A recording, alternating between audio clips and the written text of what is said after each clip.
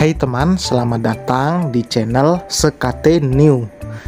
Jangan lupa pada teman-teman untuk like, komen, dan subscribe supaya tidak ketinggalan update dari channel ini. Mimin ucapkan terima kasih. Selamat menyaksikan. Bukan perempuan lemah, bab 54. Telah lama belum bertemu dengan teman-teman. Kali ini di 2024 Mimin akan lanjutkan kembali cerita pada bab 54. Bu Sulis mengerahkan tenaganya untuk bangkit dan mengejar mereka. Ia berpeganglah pada tembok karena kepalanya terasa pusing saat terbentur tadi. Kalau sampai besok tidak kau lunasi, kau akan kehilangan rumah ini. Rentenir itu memperingati sebelum keluar dari rumah meninggalkan Bu Sulis yang kini terduduk di lantai. Ia memegang kepala bagian belakangnya yang terasa semakin sakit. Matanya membelalak melihat tangannya berlumur darah. Darah? Bu Sulis jatuh pingsan kaget melihat darahnya sendiri. Karena terkena ujung ranjang yang cukup tajam sebab ditendang lelaki itu. Luka yang dialami Bu Sulis cukup dalam. Kini ia hanya tergeletak di lantai, tidak berdaya. Hanya berselang 5 menit dari kedatangan orang-orang itu. Hera pulang. Ia kaget melihat ibunya sudah tidak sadarkan diri. "Bu," panggilnya. Hera menepuk-nepuk pipi wanita parubaya itu, berharap bisa bangun. Mata Hera tertuju pada telapak tangan Bu Sulis yang penuh dengan darah. Kenapa ada darah?" gumamnya. Ia langsung menghubungi Hendra. Takut jika ibunya kenapa-kenapa. Meskipun jahat, tapi Bu Sulis tetap ibunya. Beberapa kali Hera menghubungi sang kakak, namun masih tidak diangkat juga. Ia begitu gelisah. Akhirnya ia keluar dan meminta tolong pada tetangganya. "Kenapa teriak-teriak, Ra?" tanya Nita. "Mbak, ibu pingsan, terus berdarah. Tolongin aku," ujar Hera. "Ya sudah, aku coba ke Pak RT ya, semoga saja ada mobil di sana." Hera kembali masuk dan masih tetap berusaha menghubungi Hendra, tapi masih tetap tidak bisa. Ia bahkan sampai menangis sesegukan. Sejahat-jahatnya seorang ibu, tetap anak harus berbakti. Tidak lama Nita datang dan mengatakan jika di rumah Pak RT tidak ada orang, dan di sekitar rumah mereka juga jarang ada yang memiliki mobil. Meskipun ada di jam seperti ini, tentu dipakai untuk bekerja. Nita berinisiatif untuk memesan taksi online, karena jika Bu Sulis tidak segera ditangani, pasti akan ada hal buruk terjadi. Menunggu taksi 10 menit baru datang. Nita tidak bisa menemani karena ia memiliki anak kecil. "Mbak, kalau ada Bang Hen pulang, katakan padanya jika ibu dibawa ke rumah sakit," pesan Hera sebelum pergi. Hendra kembali untuk menemui Winona, karena rentenir itu mengatakan akan mencabut tuntutannya. Dan benar saja, saat Hendra menemui sang istri, rentenir itu datang untuk mencabut tuntutannya karena uangnya sudah kembali. Tidak datang sendiri, Hendra membawa pengacara lain untuk membebaskan Winona atas tuduhan kepemilikan senjata ilegal. Ia ingin istrinya segera bebas.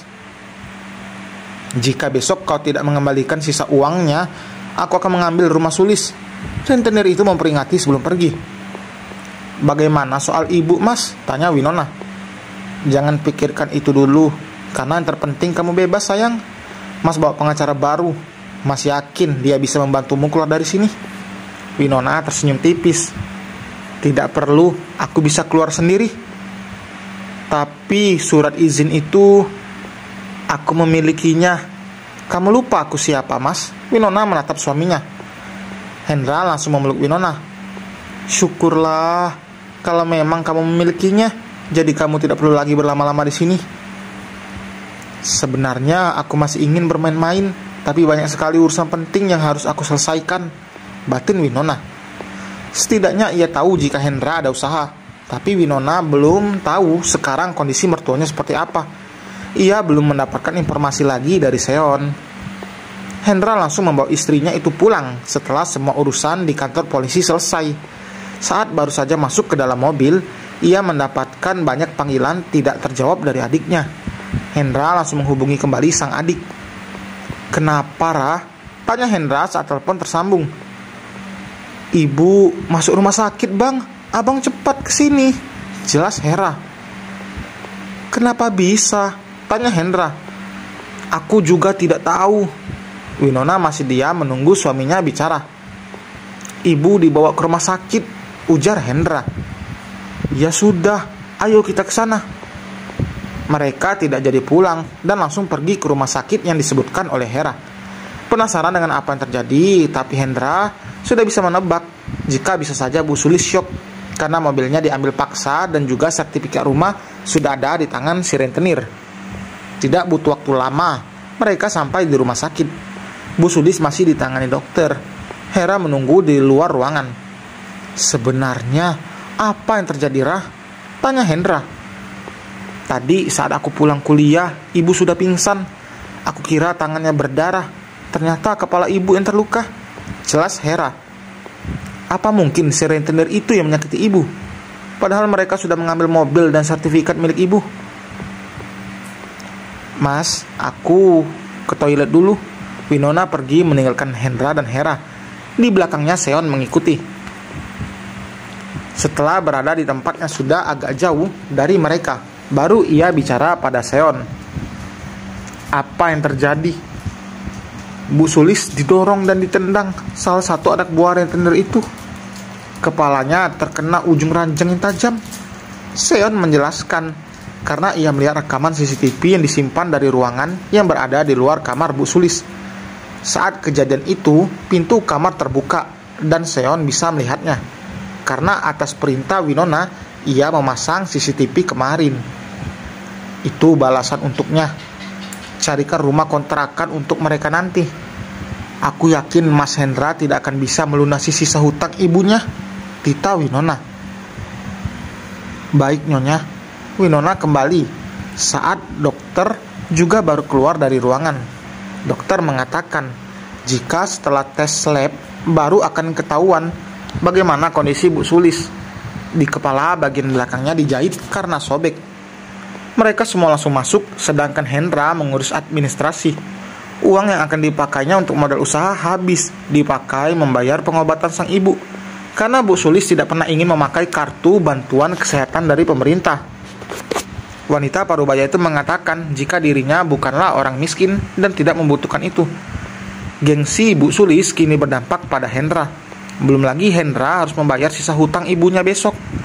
Apalagi yang akan melayang rumah mereka jika tidak melunasi sisanya. Linta Darab itu kejam.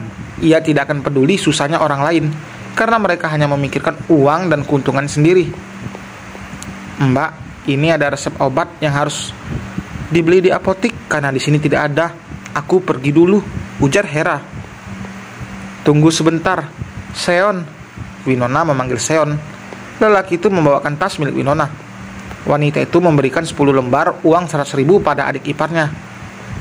Mbak, pergilah. Mbak akan jaga ibu di sini. Terima kasih, Mbak. Winona mengangguk. Ia mendekati ibu mertuanya yang terbaring tidak berdaya. Ini belum apa-apa, ibu mertuaku tersayang. Bahkan aku belum turun tangan, tapi ibu sudah seperti ini.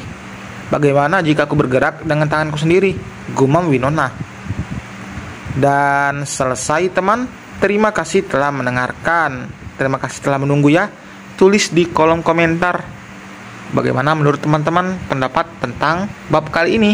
Jangan lupa juga like dan subscribe bagi teman-teman yang belum subscribe. Kita berjumpa di bab berikutnya. Bye.